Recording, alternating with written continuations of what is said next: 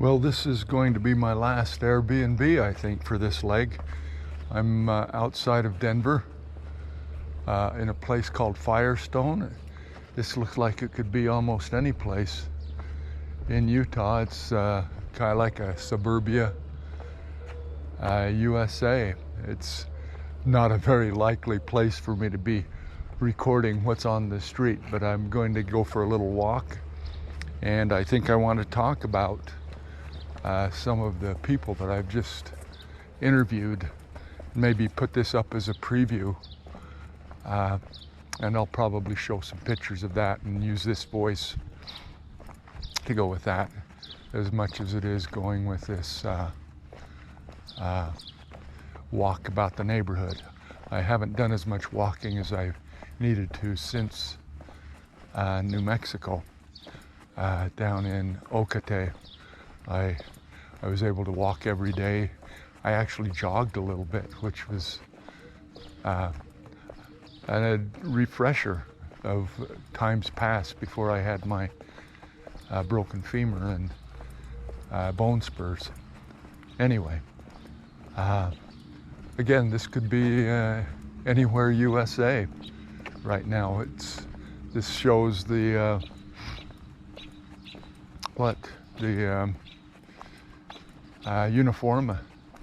uniformity of America in many ways. I was looking for the diversity. Yesterday I was in Boulder. Oh my gosh, what a cool place Boulder is. I think I could live there if I could afford it. It's very unique. I didn't do justice. I should have gotten some pictures. I should have put this GoPro on while I was there, but I didn't. And so go to the internet and look for pictures of Boulder.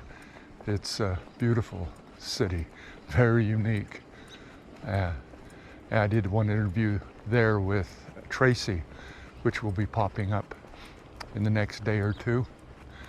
But I kind of wanted to focus on the place that I had spent the previous 2 nights. It was a place where I thought I was just going to find a bunch of young people, and there were some young people there, but my next 3 interviews that I'm going to post were people from the ages of 25 to 47, and they were very surprising to me. I purposefully chose that place because I knew I was going to get some diverse perspectives, and I did. I got those, and I hope they come through for you. What I am discovering, and I just posted one called Amy, A-M-E, and as I was going through that and looking at it and watching her and reliving the interview as I was editing, I was struck with the holiness and with the goodness and with the godliness that is in each of us, regardless our circumstances. And I grew to be very much more fond of the people that I'm interviewing, even though I was trying to be in the moment as I'm with them and talking to them. Being able to go back and watch the beginning of their interviews after having seen the end of their interviews and after having talked with them after the interviews makes the interviews much more poignant to me. And I grow to actually, the word love gets used a lot and fairly indiscriminately at times, but I've grown to love each one of the people that I've interviewed. So anyway, looks like there's a house here for sale. If any of you are moving to Denver, again, this is a place called Firestone, and there are some nice views over there. I don't know if you can see them from down where the camera is, but it's a nice nice area. Like I said, it could be a lot of places in the United States. In my geography classes, and particularly my AP geography classes, we talk about these cities that kind of spring up outside of cities and on the periphery of cities. And you have, like over there, you can kind of see farms and how that farmland is actually a way of life for people. And I imagine they're under a lot of pressure right now to sell and develop this. I heard one farmer say once that when they buy my land, they buy my life, but I could sell my land for as much money as I could make in my lifetime and probably in my children's lifetime. And so how do you weigh those kinds of factors? Because I'm really not very far outside of Denver, and I imagine that the place that I'm walking on, the ground that I'm walking on, was farmland at one time. I didn't notice this driving in. I believe this is probably the road I came in on last night. It was kind of late, and it'll be the road that I go out on. I'll probably go out and hit I-25 and then drop down to 70 and then go out to Grand Junction and to Fruita, and then I'll be on my way back to Utah.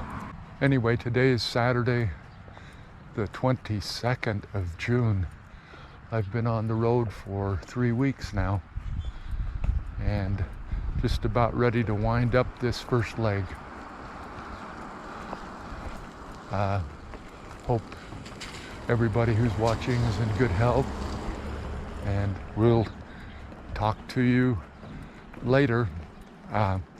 Again, my next, I keep saying that and then I keep talking. My next interviews will be with, that you'll see will be with Mitzi, M-I-T-Z-I, like Mitzi Gaynor, and then there'll be Kenneth, who's the first African American that I've interviewed, and then the last one will be with Zoe. He spells his name Z-O-E, and that's going to be that was a very moving one. It's funny how they start out slow, some of these interviews, and people seem like they're kind of in a fog, but as they start answering their questions, their minds clear up a little bit, and they become more focused on what they're saying and what they're doing. And there are probably some various reasons for that, as some of you might surmise as you watch the videos. I couldn't resist walking upon the little orange car with all the question marks on it as I walked around the rather big block there. I just think I'm in love with the car. It's my home now. And again, I want to thank my son Anthony for turning me on to 5C, and to Catherine for acknowledging the orange color, which has now become my official color, methinks. Orange is the new black, I guess. Is that what they're saying? Anyway, tell me how cool that is. And it's not that I'm looking for coolness, but it does open a lot of, so it opens itself to questions. Anyway, God bless you all.